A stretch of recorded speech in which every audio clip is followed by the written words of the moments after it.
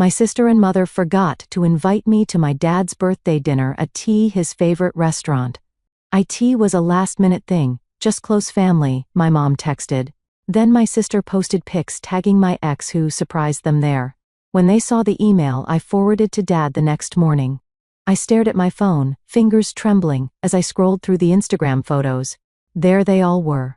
Mom, Scarlett, Dad and Solomon, my ex, sitting around a beautifully set table at Vincenzo's, raising their glasses in a toast to my father's 60th birthday, a birthday dinner I hadn't even known was happening. My name is Nicole, and I just discovered I'm the only member of my family who wasn't invited to celebrate my own father's milestone birthday. Just a casual last-minute thing, sweetie, Mom's text read, coming in suspiciously fast after I'd viewed her story. You know how these impromptu gatherings go? Impromptu. Right. I zoomed in on the wine bottle in the background, a 2015 Brunello di Montalcino. The exact wine I'd helped Dad pick out 3 weeks ago when he called asking for recommendations for a special occasion. Everything okay? My best friend Cora's voice cut through my spiraling thoughts. We were supposed to be having our weekly coffee catch-up, but I barely touched my latte. They invited Solomon, I managed, turning my phone to show her. To Dad's birthday dinner, Solomon, but not me. Cora's eyes widened as she took in the photos. That manipulative piece of weight.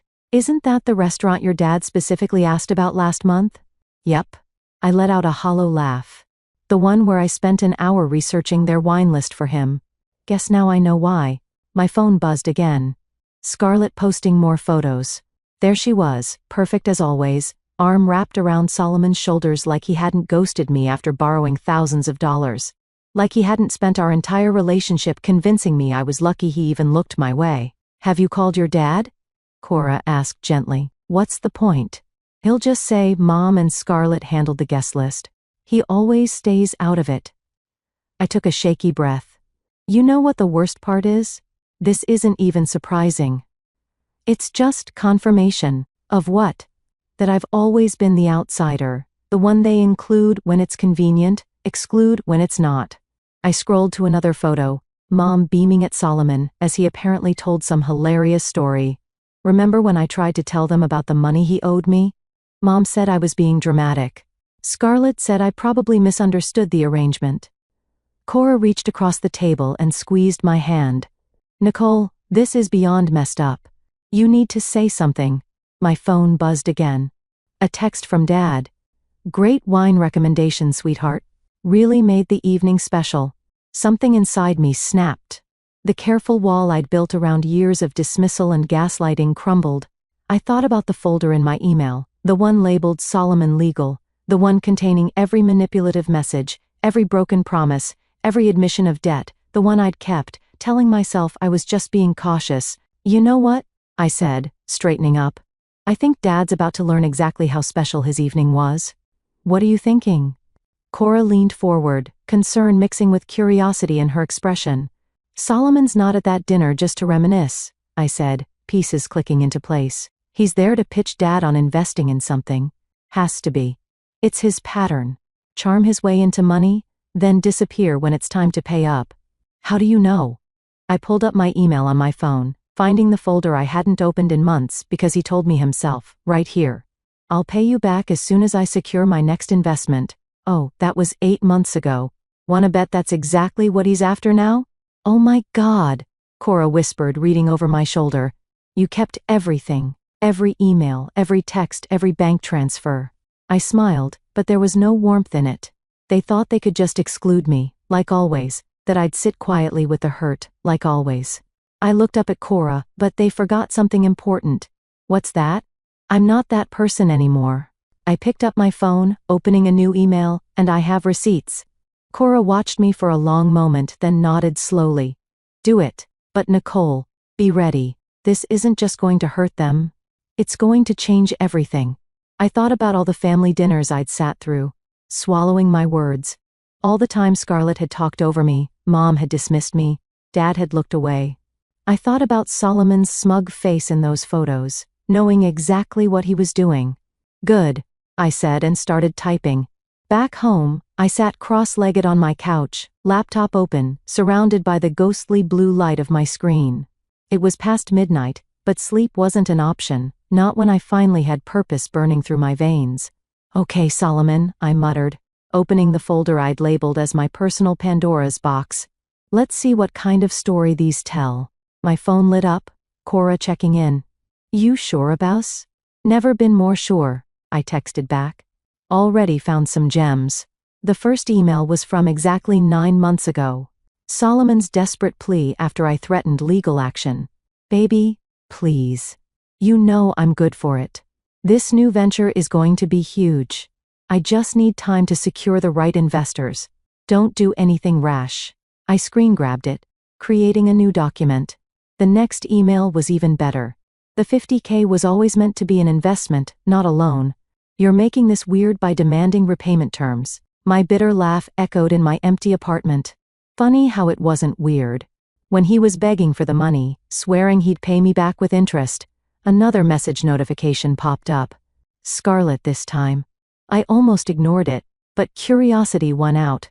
"You're being really childish by ignoring Mom's texts. It was just dinner.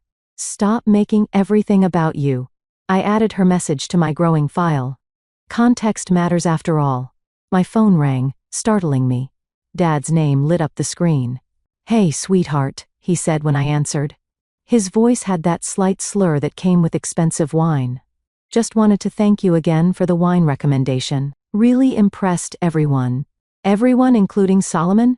The words slipped out before I could stop them. A long pause. "Ah, you saw the photos. Hard to miss them with they're all over Instagram." "Nicole," he sighed. "You know how your mother gets about these things. Solomon just happened to be in town and save it, Dad." I pulled up another email from Solomon dated just 2 weeks ago. "Quick question. Did he happen to mention a new tech venture? Something about revolutionary AI integration?" The silence on the other end was deafening. "How did you?" Because I have the same pitch in my inbox from 8 months ago, right after he ghosted me with $50K of my money. I kept my voice steady. "But I'm sure he's changed. I'm sure this time it's totally legitimate. Nicole, this is business. It's not personal." "Really?" "Because excluding your daughter from your birthday dinner while inviting her fraudulent ex feels pretty personal." Another pause. "What do you mean, fraudulent?" I smiled despite myself. "Check your email in the morning, Dad. I think you'll find some interesting reading material." "What are you?" "Good night, Dad." "Happy birthday." I hung up and returned to my laptop. Opening Solomon's investor deck, forwarded to me by a friend in tech months ago, I found exactly what I expected. There, under risk assessment, was a single line that made my blood boil. Previous venture faced opposition from disgruntled former partner, personal relationship, no legal merit. That's what I was to him. A footnote. A risk to be dismissed. My phone buzzed again. A text from Solomon himself. "Heard you talk to Greg. Whatever you're thinking of doing, don't. We can work something out." I added his message to the file, then opened my email. The subject line was simple. "What you need to know before tomorrow's investment meeting." Into the body I wrote, "Dad, I've attached documentation of Solomon's pattern of financial manipulation, including bank statements, communication records, and evidence of similar behavior with other investors. I'm not sending this out of spite, but because I can't watch him do to you what he did to me. Love, Nicole." My cursor hovered over the send button. This would change everything, not just with Solomon, but with my entire family. Mom would be furious. Scarlett would never forgive me for ruining her perfect dinner's aftermath. Another Instagram notification popped up. Scarlett had posted yet another photo from dinner, captioned, "Nothing better than family time with the people who really matter." I clicked send. Immediately, my phone lit up with a call from Solomon. I declined it, watching as 3 more calls came in rapid succession. Then a text. "You have no idea what you've just done." "Actually," I whispered to my empty apartment. "I know exactly what I've done." I closed my laptop, suddenly exhausted but lighter somehow. Tomorrow would bring chaos, but for tonight, I'd done what I should have done months ago. I'd chosen truth over peace, action over acceptance. I'd chosen myself. Sleep didn't come easy. I tossed and turned, checking my phone every few minutes. By 6 a.m., I gave up and made coffee, watching the sunrise paint my kitchen walls pink, while notifications started rolling in. First, a missed call from Mom at 5:47 a.m. No voicemail. Then, Scarlett, answer your phone right now. 3 more calls from Solomon, all declined. At 7:13, the email I'd been waiting for arrived from Dad. We'll talk. Thank you. 2 words that made my hands shake so hard, I nearly dropped my phone. Not the explosion I'd expected, not the dismissal I'd feared. Just, we'll talk. Thank you. Cora called while I was still staring at those words. You doing okay? She asked. Your sister's been posting some pretty intense stuff. I pulled up Instagram. Scarlett had shared a series of cryptic stories. Some people will do anything for attention, followed by family means loyalty, and finally the truth always comes out. She's not wrong about that last one, I said, surprising myself with a laugh. Nicole. Cora hesitated. Solomon's been calling me too. Trying to get me to tell him where you live. My blood ran cold. What? Don't worry. I told him to get lost, but maybe stay at my place for a few days. Before I could answer, my phone buzzed with an incoming call from Dad. I have to take this, I told Cora. I'll call you back, I answered, heart pounding. Dad, the meeting's in an hour, he said without preamble. His voice was tight, controlled. I've already forwarded everything to Virgil. Virgil, Dad's friend and business advisor for 20 years. My stomach clenched. What did he say? He said I should thank you. Dad's voice cracked slightly. And that I should have asked more questions when you first mentioned problems with Solomon. Dad, I know. Let me finish. Your mother, she's been in contact with Solomon for months. Did you know that? The betrayal hit like a physical blow. No. She thought she was helping. Said you were just bitter about the breakup, that Solomon had changed. He took a shaky breath. I should have seen it. Should have asked why they were so insistent about that dinner. A text from Solomon flashed across my screen. Last chance to fix this. Dad, whatever he's offering you, it's not real. None of it is. I know that now. Papers rustled in the background. The investment meeting is just a formality. I'm not giving him a cent. But Nicole, this is going to get messy. Your mother's already talking about family loyalty, about how you've betrayed everyone's trust. I thought about all the times I'd stayed quiet for the sake of family loyalty, all the times I'd swallowed my truth to keep peace, then let it get messy, I said. I'm done pretending. Good. The pride in his voice was something I hadn't heard in years. That's my girl. After we hung up, I finally listened to the voicemail Solomon had left at 3 a.m. You think you're so clever, don't you? Sending all that private correspondence, breaking confidence? I've got lawyers too, sweetheart, and they're going to tear you apart. You want to play dirty? Let's play. I forwarded the voicemail to Dad and Virgil, then called Cora back. I'm coming to get you, she said immediately. Pack a bag. You're staying with me. I can't hide from this. It's not hiding. It's being smart. Solomon's unhinged, your mom's on the warpath, and your sister's rallying her entire Instagram following against you. Take a breath. Let the dust settle. My phone pinged with a message from Virgil. Smart girl. Keep documenting everything. We've got your back. Another Instagram notification. Mom had finally broken her social media silence with a photo from last night's dinner, carefully cropped to show just her and Dad. Family is everything. Blood is thicker than water. Some truths shouldn't be told. I clicked through to the comments. Scarlett had already responded. Some people mistake revenge for righteousness. My fingers hovered over the keyboard, tempted to respond. Instead, I took a screenshot and added it to my growing file of documentation. Okay, I told Cora. I'll pack a bag, but I'm not running away. I'm just regrouping. That's my girl. I'll be there in 20. And Nicole? Yeah? I'm proud of you. This took guts. After hanging up, I looked around my apartment at the life I'd built despite Solomon's betrayal, despite my family's dismissal. On my bookshelf sat a photo from years ago, me, Mom, Dad, and Scarlett at the beach, all smiling. It felt like looking at strangers. I packed the photo too, a reminder of what I was fighting for, not the fantasy of what we were, but the truth of what we've become. My phone buzzed one final time. Dad again. Meeting starting. Stand strong. I was pacing Cora's living room when Dad's call finally came. 3 hours had passed since the investment meeting was supposed to start. "It's done," he said, sounding exhausted, "and it was ugly." "What happened?" "Solomon lost it. Completely lost it. Started yelling about betrayal, about how you'd violated his privacy. Then Virgil pulled up the SEC investigation." "The what?" I sank onto Cora's couch. Turns out we weren't the only ones looking into his business practices. When Virgil mentioned it, Solomon just snapped, started threatening everyone. Security had to escort him out. My hands were shaking. "Dad, I'm so sorry." "Don't be." "But Nicole?" He took a deep breath. "Your mother and sister were waiting in the lobby. They'd come to support Solomon." The betrayal felt like ice in my veins. Of course they did. It got worse. "Your mother," she admitted she's been helping Solomon set this up for months. "Said she was trying to fix things between you two. That's why they arranged the dinner." "Fix things?" I laughed bitterly. "By ambushing you with an investment pitch from my fraudulent ex?" I confronted them both. It didn't go well. My phone buzzed with an incoming text. "Scarlett, I hope you're happy. You've destroyed everything. Mom's crying, Dad's not speaking to any of us, and Solomon's life is ruined.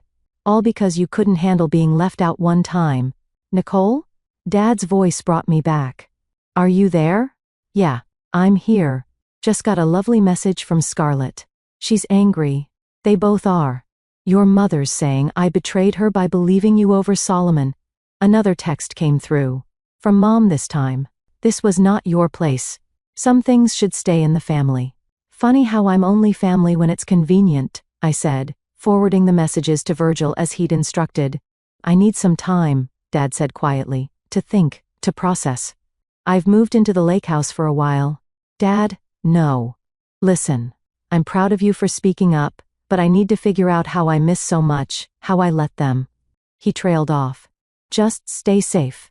Okay?" Solomon was saying some things. My phone lit up with a call from an unknown number. Speaking of which, I think his lawyers are calling now. Don't answer. Let them leave a message. And Nicole, I love you. Those 3 words, so rare from my father, made my eyes sting. After we hung up, I checked my voicemail.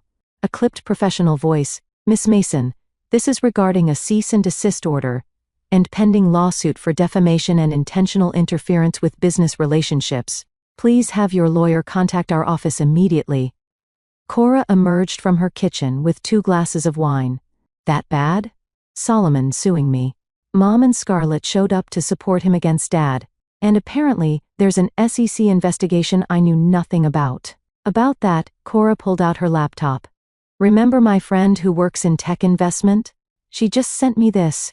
She turned the screen to show me a financial news website. The headline made my heart stop. "Tech startup under investigation for fraudulent investment practices. Multiple victims coming forward." "Holy shit," I whispered. "Your email to your dad, it wasn't just about saving him. You might have helped expose something much bigger." My phone kept buzzing with notifications. Scarlett was on a posting spree. Stories, posts, comments, all painting me as the villain. Solomon as the victim, herself as the loyal sister standing by truth and family. Mom had joined in too. A mother's heart breaks when children choose vengeance over love. "They're really going all in on this narrative, aren't they?" Jorah said, reading over my shoulder. "They always do. It's easier than facing the truth." A new email popped up from Virgil. "Stay strong. Keep everything they send you.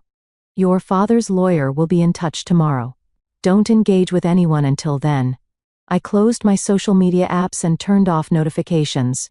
The weight of everything, the lawsuit, the family chaos, the SEC investigation, pressed down on me. "Hey," Cora said softly, handing me the wine. "You did the right thing." "Then why does it feel so awful?" "Because doing the right thing sometimes means breaking what was wrong, and that always hurts." I took a long sip of wine thinking about Solomon's threats, Mom's cold dismissal, Scarlett's rage, about Dad, alone at the lake house, finally seeing the truth. "You know what the worst part is?" I said. "Part of me still wishes they just invited me to dinner." Cora squeezed my hand. "I know, but they didn't. And now, everyone has to live with the consequences." 3 days at Cora's turned into a week. I worked remotely, designed logos for clients, and watched as Scarlett systematically rewrote our family history on social media. "Just look at this," I said, showing Cora my phone over breakfast. "She's posted a throwback photo from 2 years ago, me, her, and Solomon at Christmas. Her caption, 'Some people can't handle seeing others happy. Jealousy destroys families.'" "The comments are brutal," Cora noted, scrolling through the responses. "How many followers does she have now?" "Up 10,000 since this started. She's turning it into content." I laughed hollowly. Mom's helping, of course. Every passive-aggressive quote about forgiveness gets shared to her story. My phone rang. Dad's lawyer, Margaret. "Good news," she said when I answered. "Solomon's lawsuit is basically dead in the water. Everything you shared was documented communication, and his threats since then have only strengthened our position." "What about the SEC thing?" "That's bigger than we initially thought. Multiple investors have come forward. Your father's evidence was just the tip of the iceberg." A notification popped up. Scarlett had posted again. "The truth about my sister's vendetta against Solomon. Full story in my next post." "They're really committed to this narrative," I told Margaret, "that I'm just jealous and vindictive. Let them talk. Every post, every comment, it's all documentation. Speaking of which, your father wanted me to tell you he's filing for divorce." The words hit like a physical blow. "What?" The dinner was apparently the last straw. Finding out your mother orchestrated it all hid Solomon's true intentions. "He's done." After hanging up, I sat in stunned silence until Cora brought me coffee. "You okay?" "My parents are getting divorced because of me." "No," Cora said firmly. "Because your mom chose Solomon over her own family, because she's been lying and manipulating everyone." My phone buzzed. Scarlett's promise exposé had dropped. A carefully curated carousel of photos and screenshots painting me as unstable, jealous, vindictive. The final slide was a screenshot of a text I'd supposedly sent Solomon. "I'll destroy you if it's the last thing I do." "That's fake," I said, staring at the doctored message. "She's actually creating fake evidence." "Screenshot it," Cora advised. "Send it to Margaret." Before I could, another notification appeared. A message from someone I hadn't heard from in months. "Lisa, Solomon's ex-business partner. I saw what's happening," she wrote. "I have proof he did the same thing to me. Would you like it?" My hand shook as I replied, "Yes." Minutes later, my inbox filled with documents, bank statements, contracts, emails, the same pattern, the same promises, the same threats when she tried to expose him. I forwarded everything to Margaret, then opened Instagram. Scarlett had posted again, "When someone shows you who they are, believe them." My sister showed us her true colors. The irony was almost funny. My phone rang. "Dad, you saw?" I asked. "I saw. Your mother's defending her, saying Scarlett's just protecting family." He sounded tired. "I'm selling the house." "Dad, I can't stay there, not after everything. The lake house feels more like home now anyway." He paused. "How are you holding up?" "Oh, just watching my sister turn me into a social media villain while Mom cheers her on, living the dream. Nicole." His voice softened. "Come visit me this weekend. Just us. No drama. No phones. We can fish off the dock like when you were little." The invitation, so simple, so genuine, made my throat tight. I'd like that. After we hung up, I checked my email one last time. A message from Virgil.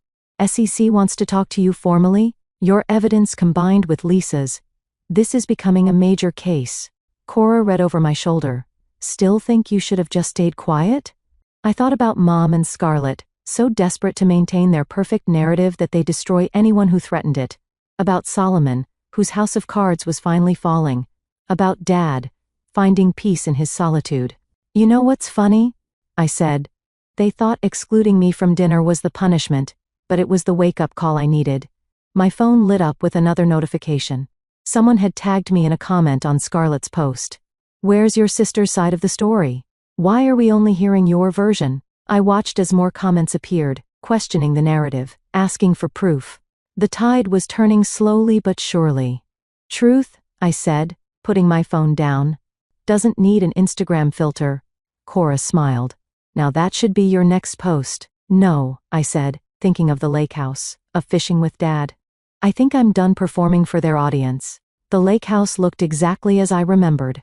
Weathered blue shutters, creaky screen door, and the old wooden dock stretching into calm waters. Dad was waiting on the porch with 2 cups of coffee when I pulled up. "You remember the fishing gear?" he asked as I climbed the steps.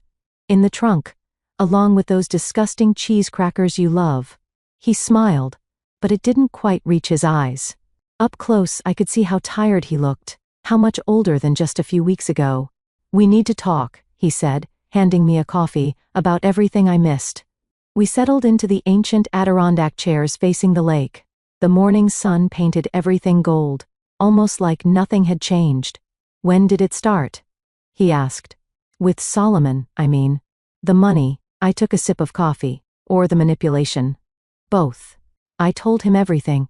How Solomon had slowly isolated me from friends, how he'd convinced me his financial troubles were temporary, how the loan had started as 5,000 and somehow became 50.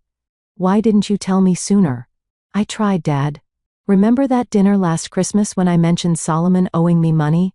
Mom said I was being dramatic. Scarlett said I was just bitter about the breakup. I hesitated. I changed the subject," he finished quietly, like I always did. A fish jumped in the lake, breaking the surface with a quiet splash. "I let them steamroll you," he continued. "For years, it was easier than dealing with your mother's intensity, with Scarlett's drama."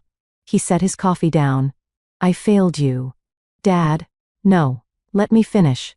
When I saw those emails you sent, saw the evidence of what he'd done, I realized I hadn't just failed to protect you. I'd helped them hurt you." My phone buzzed in my pocket, probably another notification from Scarlett's ongoing social media campaign. I ignored it. "You know what's weird?" I said, "If they just invited me to that dinner, none of this would have happened. Solomon would have gotten his investment. Mom would have gotten her perfect family facade, and I would have kept quiet, like always. And I would have lost everything," Dad added. "The investment, yes, but more than that, my chance to finally see the truth." My phone buzzed again. This time, Dad pulled his out too. "Ah," he said. "Your mother's lawyers finally filed the divorce response." "How bad?" "She wants the house, half my business interests," and he laughed without humor. "She's claiming emotional distress from how I turned our daughter against the family.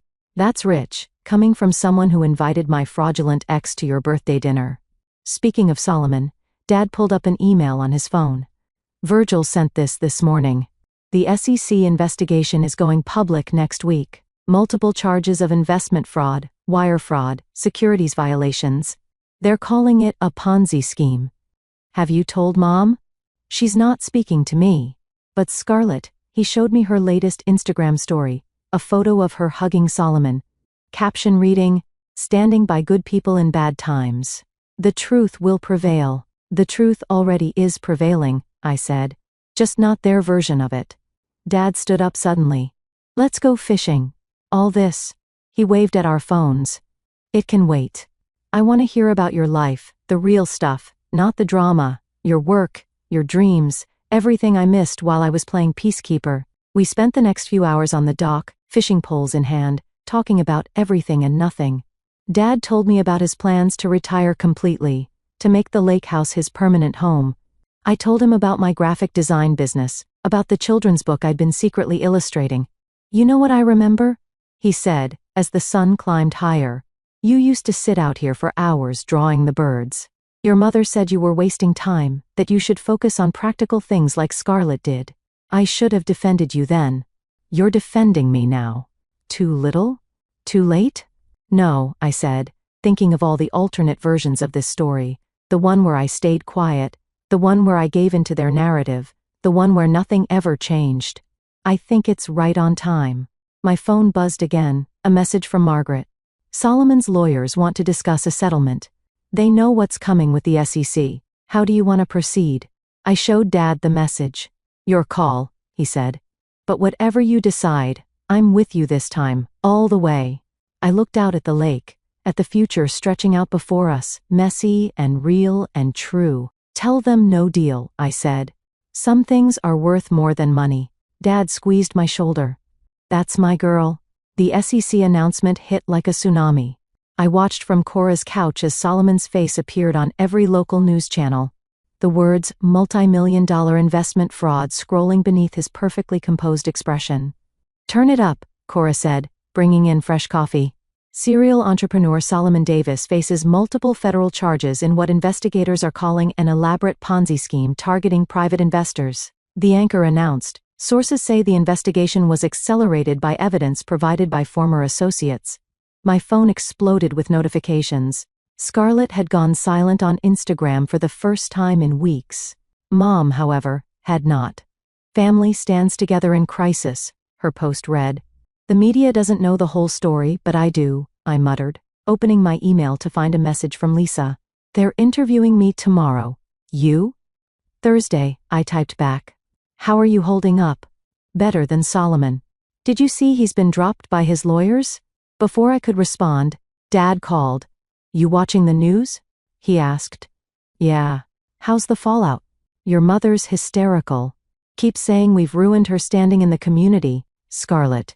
He paused. "Scarlett finally knows the truth." "What do you mean?" Virgil showed her the complete file, everything, including emails between Solomon and your mother from months ago planning how to get me to invest. "Turns out your mother reconnected with him right after your breakup.